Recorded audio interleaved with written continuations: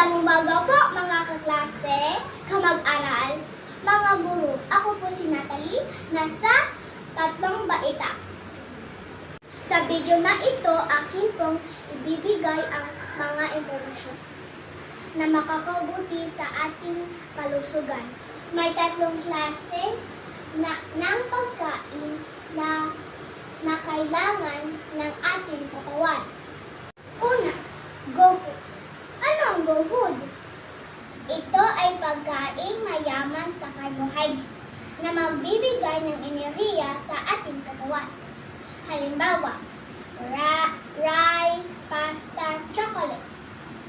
Dalawa, grow food. Ano ang grow food?